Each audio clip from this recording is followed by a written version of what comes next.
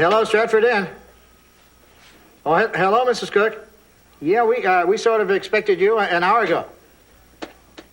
Well, where are you now? Lost. Do you see any distinguishing signs or landmarks? Uh-huh. Yeah, I'm afraid a lot of stop signs fit that description, Mrs. Cook. No, I'm afraid I don't know what color Vermont would be on your road map. Well, I suppose if I absolutely had to, I'd guess green. Goodbye, Mrs. Cook. Well, we're on our way out to build a snow step. We're going to pack some white powder into 5 feet of cuteness. A monument to my muffin in ice. You want to join us? I'll let you put the dimples in her knees. Oh, darn, and my mittens are all the way in the other room. So, do you have everything, Michael? You bet. I even have a button for your cute button nose. Kind of big, Michael. How's this? Perfect. I may catch cold, but it's worth it.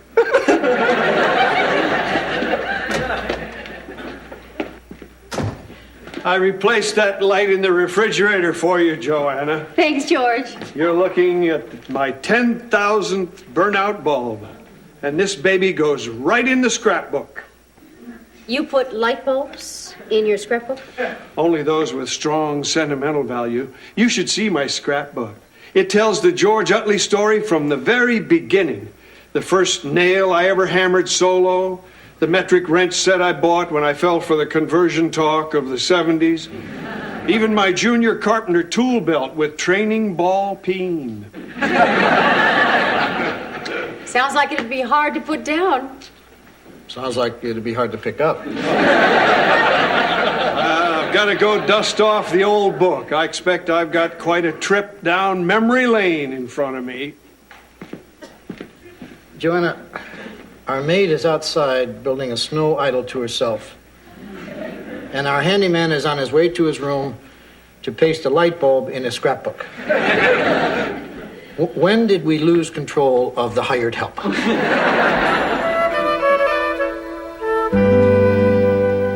Morning, George. Morning. George, are you okay? I've been up all night looking over my George Utley scrapbook. And you know, every single page was handyman stuff.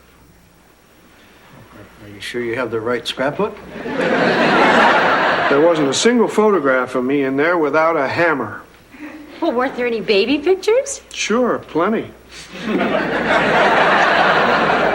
Well, George, you always loved the idea of being a handyman. That's why you became one, right? Oh, I used to think so. But maybe it was because my father was a handyman. And my father's father was a handyman. And my father's father... All right, George. We're picking up on the pattern. George, if you don't want to be a handyman, what do you want to be? Nothing I can think of. Oh, except when I was a kid, I had a few ambitions. Well, it's never too late to follow your dreams. Don't worry. Last night I came to grips with the fact that I'll always be just a handyman. Well, I think before I start my day 13,612 of my handyman grind, I'll just take a little walk outside and see if I can't shake those old caretaker's blues. George, I mean, do you think a walk is the answer? I mean, you know, look how a stroll down memory lane screwed you up.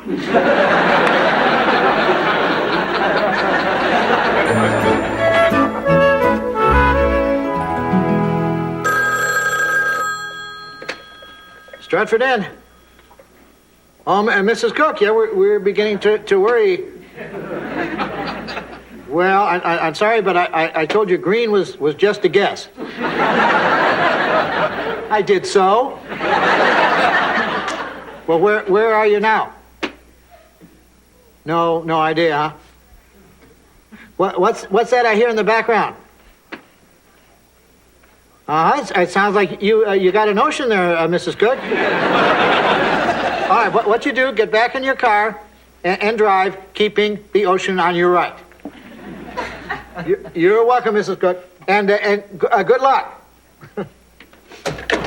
Stephanie? Stephanie, I'm here. What is it, Michael? Oh, Michael, what are we going to do? What's going on? I just heard it on the radio. It's horrible. A warming trend. Okay, everyone into the basement. I'll get some lanterns and some bottled water.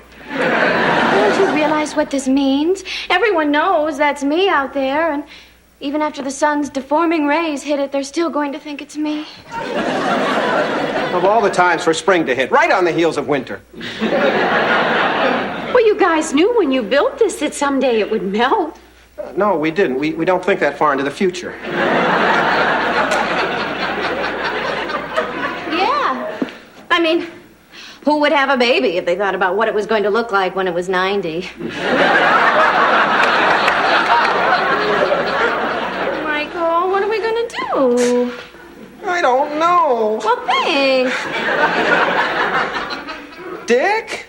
I don't know either. Well, I guess all you can do is sit back and watch helplessly as your snow Steph slowly melts into a muddy slush Steph. You're sick. Dick, that wasn't very nice. I know, and as soon as I can keep a straight face, I'll apologize. Hi, guys. George, where have you been? Well, my cheering up stroll through town kind of turned into an all-day outing. Looks like it worked. You're downright peppy. Yeah, I feel great. Terrific. I got a new job.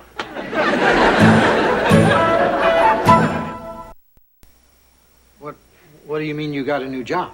Well, I was about a mile into my walk when I passed Seifert's Auto Barn. They had a salesman wanted sign up. The job I've always dreamed of. But, George, you never said anything about wanting to be a used car salesman. Yeah, that's because I thought Dick would laugh at my illusions of grandeur. Wait a minute. If I leave my job here, it'll be the first time the Stratford has been without an Utley handyman. I'm sure we'll stumble through. But who'll handyman? I'll hand him. I guess you will stumble through. Well, now I suppose the first thing I've got to do is find a place to live. Oh, what do you mean, George? Of course you'll live right here in your room. But that's for the resident handyman. No, that's for the resident Utley. Oh, thanks. But I won't feel right unless you let me pay for my room and board. George, don't be ridiculous. I insist, Dick. I do have my pride. Oh, all right, how about $25 a month? Boy, you sure know how to exploit a guy's sentimental attachments.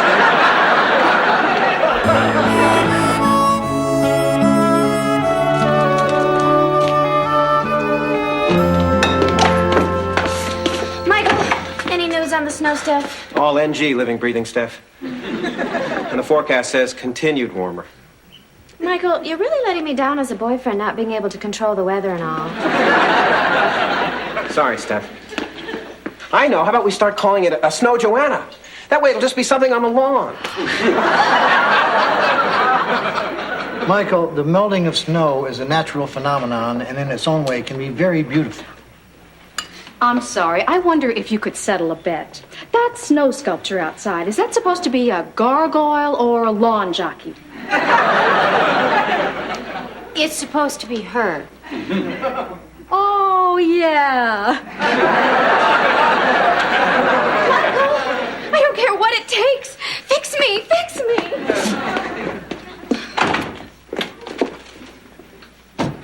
You know, I just can't believe that George is going to go off to work. I mean, I'm really going to miss having him around all the time.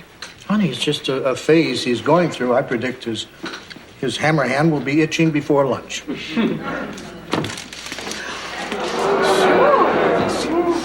Don't you look nice? It's so neat to have to dress up for work the same way you would for a big to-do. And look, you guys realize this will be the first time I've had to pack a lunch for work? It's exhilarating and scary all at the same time.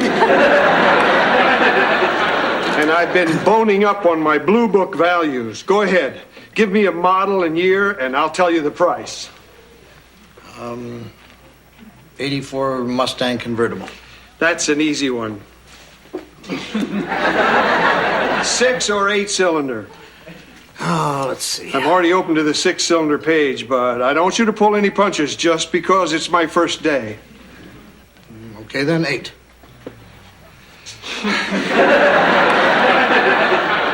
GT or LX interior? George, I'm really not that interested in a Mustang. You're not? Then what'd you put me through all this for? Boy, I hope all my customers aren't like you, Dick.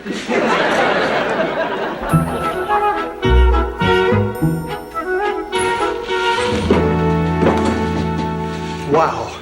Even the lulls are exciting.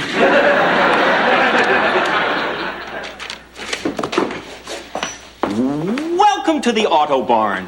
I'm looking for a car, and my friend said I should be sure to talk to the man who sold her a car yesterday. Honest George. I'm Honest George. Your name tag says Bill Dryden. Okay, I lied. I'm Honest Bill. When I sold your friend that car yesterday, I just told her my name was Honest George. Hi, I'm George Utley. You must be Mrs. Leeds' friend. Hello, George. Sherry said you'd tell me the truth about your cars. I'd be glad to.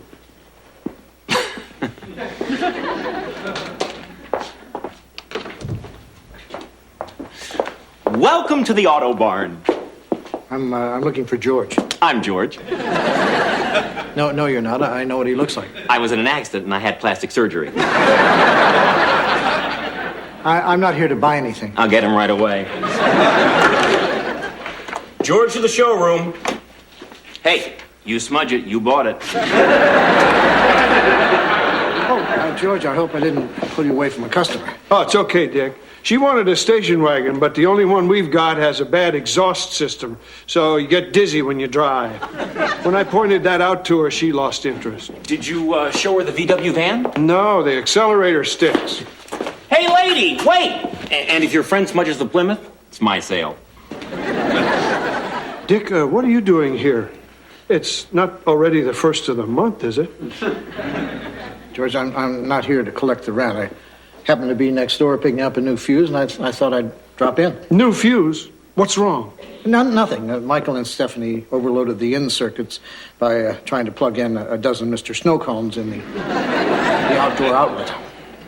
Did you get to use the new fuse tester? You're starting to miss the handyman life, aren't you, George? Are you kidding? Look around. I mean, is this place great or what? It's like a cross between Disneyland and Disney World. It's a kind of hard combination to picture. Look, Dick, here it is. The time clock. Wow, up close and everything. Hey, George, I sold the van. She wanted it? Not really, but she smudged it.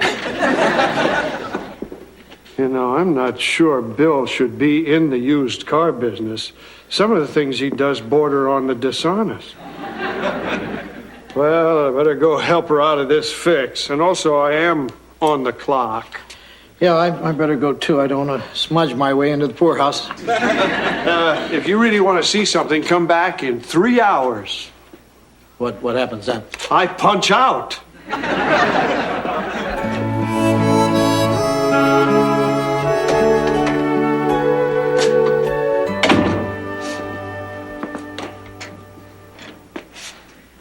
Well, we have a working porch light again. And I have page 1 of Dick Loudon's scrapbook. Replace the porch light. Could you take a look at the fireplace flue? Sure, what's wrong with it? I don't know, but this just fell out, which I'm pretty sure is wrong. Yeah, I'll get right on it.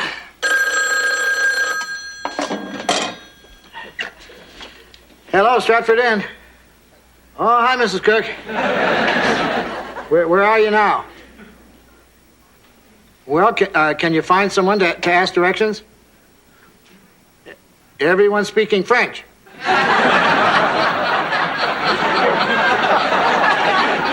Yeah, I think you overshot us, Mrs. Cook. My guess is Canada.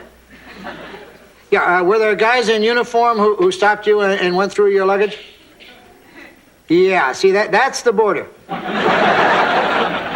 You know, Mrs. Cook, maybe you ought to just ask for a room there. Au revoir, Mrs. Cook. Cross off, Mrs. Cook. Come on, Steph, just take one more look for me. Michael, I already looked out this morning, and it was nothing but an ugly 5-foot lump. Well, take one more look. You may be pleasantly surprised. Michael, she's gone! You're right, Steph. What happened to her? I think the only explanation is that Snow Steph pulled a Frosty on us, came to life, and danced off to the North Pole. Do you really think so? It's the only theory science will support. Michael, is that my cute little button nose embedded in your grill work? Well, as I say, either she came to life or I accidentally mowed her down with a Turbo Z.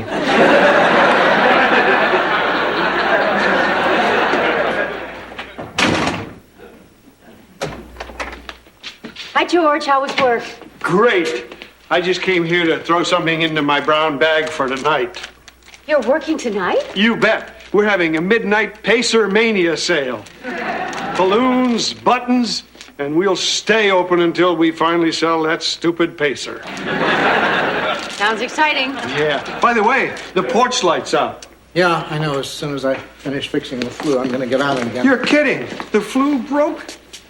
I've been waiting 47 years for that thing to give in. Figures. You wash your car, it rains. You change careers, the flue breaks. George, you wouldn't by any chance want to help me with the flue? No, Dick. I've hung up the overalls. I figured the best way to give up handymanhood would be cold turkey. Oh, sure beats checking into one of those centers.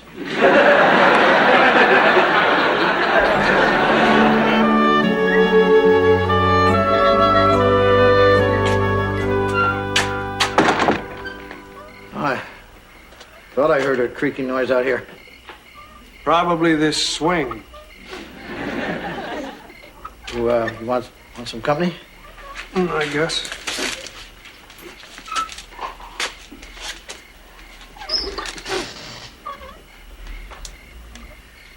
Damn, I've already replaced that light bulb twice tonight. Probably using a regular bulb. You should use special ones in winter. Ah. Well, I hardly ever sit in this swing. It's nice. Noisy, but nice. Thanks. Dad and me put this up when I was 8 years old. We used to sit in it at night, staring out over the lawn, talking about stuff. Things sure have changed. Well, it was 40 years ago. No, I mean since this morning. The snow Stephanie's gone.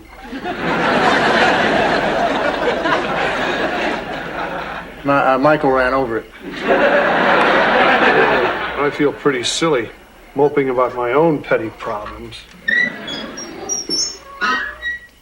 Well, I guess since I'm the handyman, I'm going to have to oil that thing in the morning. I wish you wouldn't, Dick. Why not, George?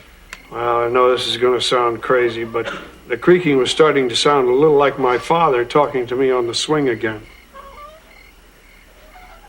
What was he saying? He was saying you can't fight generations of breeding, that I should go back to being the Stratford handyman. George, you should probably listen to your heart on this, not some squeaking porch swing. I think that is my heart, Dick. The swing was just saying it out loud. You know, Dick, all my life I thought being a used car salesman would be just about the greatest thing in the world. Time clock, those little plastic flags snapping in the wind, painting big white numbers on windshields. But after about a week, all that glamour fades into a glitzy routine. Well, I have to tell you, George, from the outside looking in, you'd never guess.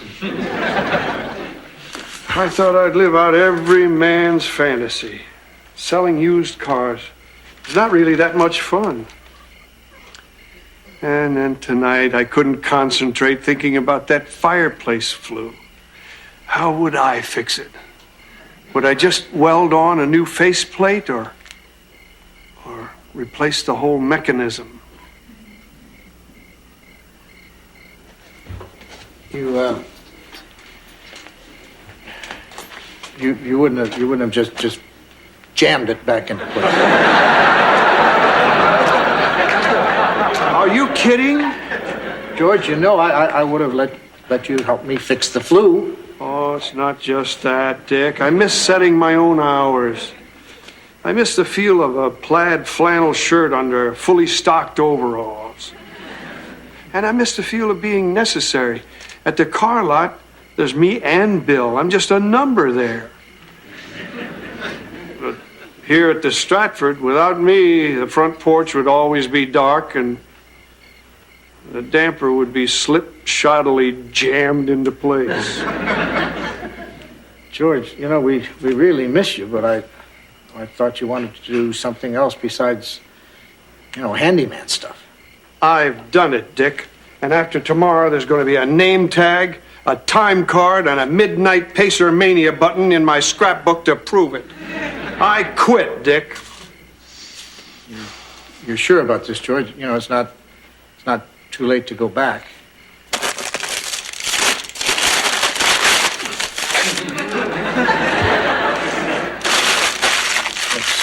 It's still not too late, George. And don't worry, Dick. Before I go to bed tonight, I'll put a new bulb in the porch light. Yeah, and would you give the flue the once-over? I was going to, Dick. You know, it's good to have an Utley back at the Stratford again.